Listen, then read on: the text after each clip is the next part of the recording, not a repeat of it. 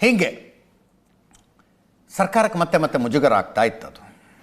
ಒಂದು ಕ್ಯಾಬಿನಿಗೆ ಹೋಗಿ ಕೂತ್ಕೊಂಡವ್ರು ಎದುರುಗಡೆ ಏನೇನೋ ಮಾತಾಡ್ಬಿಡ್ತಾರೆ, ಬೇಜಾರಲ್ಲಿ ಮಾತಾಡ್ತಾರೆ, ಸಿಟ್ಟಲ್ಲಿ ಮಾತಾಡ್ತಾರೆ ಅನ್ನೋದು ಒಂದು, ವೇದಿಕೆಗಳ ಮೇಲೆ ಮಾತಾಡ್ತಾರೆ ಅಂತ.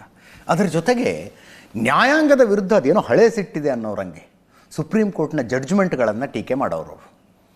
ಆ ಟೀಕೆಗಳು ಅಂದರೆ ಕೇಂದ್ರ ಸರ್ಕಾರಕ್ಕೆ ಮುಜುಗರವಾಗುವಂಥ ಜಡ್ಜ್ಮೆಂಟ್ಗಳನ್ನು ಟೀಕೆ ಮಾಡ್ತಾಯಿದ್ರು. ಅದು ಕೇಂದ್ರ ಸರ್ಕಾರಕ್ಕೆ ಅಯ್ಯೋ ಏನಿದು ಈ ಪರಿ ಮಾತಾಡ್ತಿದ್ದಾರೆ ಅನ್ಸೋದಕ್ಕೆ ಶುರುವಾಗಿತ್ತು. ಓಪನ್ನಾಗಿ ಸುಪ್ರೀಂ ಕೋರ್ಟ್ನ ತೀರ್ಪುಗಳ ಬಗ್ಗೆ ಕಮೆಂಟ್ ಮಾಡೋದಕ್ಕೆ ಶುರು ಮಾಡಿದರು. ಅದರ ಜೊತೆಗೆ ಸಣ್ಣ ಪುಟ್ಟ ವಿಷಯಗಳಿಗೆ ತಿಕ್ಕಾಟ. ಈಗ ಸಣ್ಣ ಪುಟ್ಟ ವಿಷಯ ಅಂದ್ರೇನು? ಸಂಸತ್ ಟಿ ವಿ ಇದೆ. ಮುಂಚೆ ರಾಜ್ಯಸಭಾ ಟಿ ವಿ ಒಂದು, ಲೋಕಸಭಾ ಟಿ ವಿ ಒಂದಿತ್ತು. ಎರಡನ್ನೂ ಸೇರಿಸಿ ಈಗ ಸಂಸತ್ ಟಿ ವಿ ಅಂತ ಮಾಡಿದ್ದಾರೆ. ಆ ಸಂಸತ್ ಟಿ ವಿಗೆ ಲೋಕಸಭೆಯಲ್ಲಿ ಲೋಕಸಭಾ ಸ್ಪೀಕರ್ ಹೆಡ್, ರಾಜ್ಯಸಭೆಯಿಂದ ಉಪರಾಷ್ಟ್ರಪತಿಗಳ ಹೆಡ್ಡು, ಅದರದ್ದು ಮೀಟಿಂಗ್ ಕರೆದಿದ್ರಂತೆ. ಮೀಟಿಂಗಲ್ಲಿ ರಾಜ್ಯಸಭೆಯಲ್ಲಿ ನಾನು ಏನೇ ಮಾತಾಡಿದ್ರೂ ಪೂರ್ತಿಯಾಗಿ ತೋರಿಸ್ಬೇಕು, ಎಲ್ಲೂ ಕಟ್ಗಿಟ್ಟು ಮಾಡೋಂಗಿಲ್ಲ, ರಾಜ್ಯಸಭೆ ಕಲಾಪ ನೇರ ಪ್ರಸಾರದಲ್ಲಿ ಹೋಗಬೇಕು ಅಂದ್ರಂತೆ. ಅಷ್ಟೇ ಆಗಿದ್ರೆ ಪರವಾಗಿಲ್ಲ, ದೂರದರ್ಶನದಲ್ಲಿ ಹೆಂಗೆ ನರೇಂದ್ರ ಮೋದಿ ಅವ್ರ ಬಗ್ಗೆ ತೋರಿಸ್ತೀರೋ ಹಾಗೆ ಸಂಸತ್ ಟಿ ವಿಯಲ್ಲಿ ನನ್ನ ಬಗ್ಗೆ ತೋರಿಸ್ಬೇಕು, ದಿನಕ್ಕೊಂದು ತಾಸು ಕಾರ್ಯಕ್ರಮ ಆಗಬೇಕು ಅಂದ್ರಂತೆ.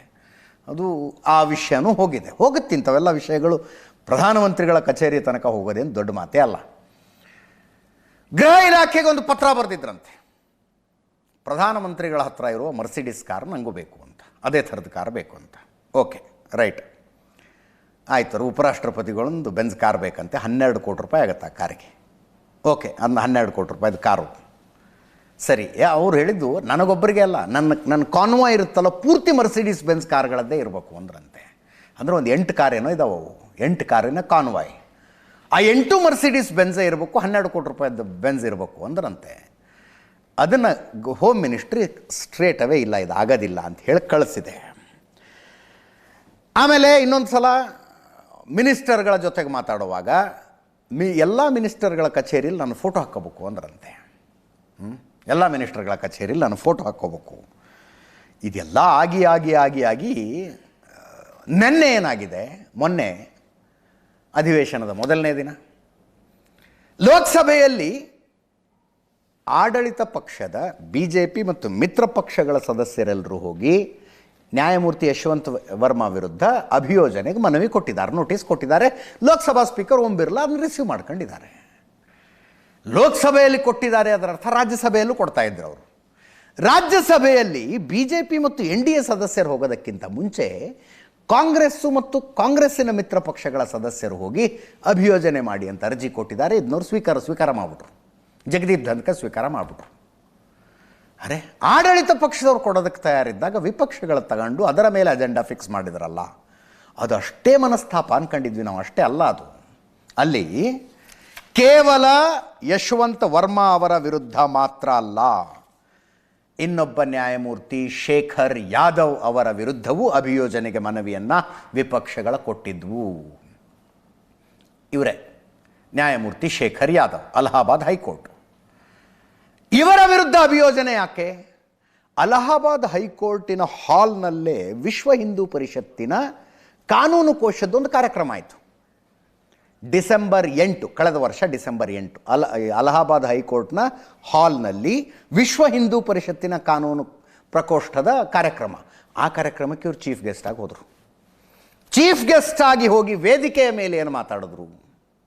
ವೇದಿಕೆಯ ಮೇಲೆ ಮಾತಾಡಿದ್ದು ಪಕ್ಕ RSS ನಾಯಕರ ಭಾಷೆಯಲ್ಲಿ ಮಾತಾಡಿದ್ರು. RSS ನಾಯಕರ ಭಾಷೆಯಲ್ಲಿ ಅದು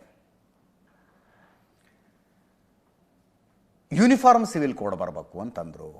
ಓಕೆ, ಅದು ಆ ಆರ್ಗ್ಯುಮೆಂಟ್ ಓಕೆ, ಅನೇಕ ನ್ಯಾಯಾಲಯಗಳು ಮಾಡಿದಾವಪ್ಪ ಆರ್ಗ್ಯುಮೆಂಟನ್ನು, ಅದು ಹೋಗಲಿ.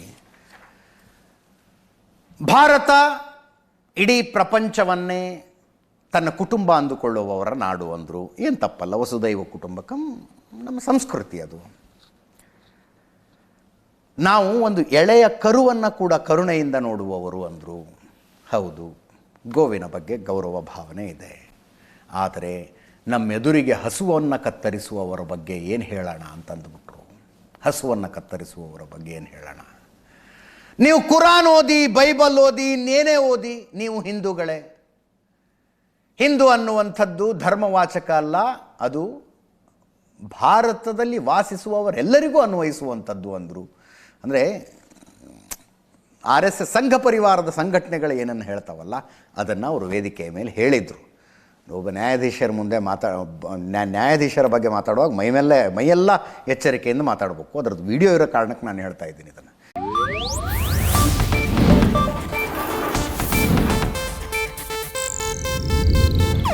ಇದು ಏಷ್ಯಾನೆಟ್ ನ್ಯೂಸ್ ನೆಟ್ವರ್ಕ್ ಪ್ರಸ್ತುತಿ.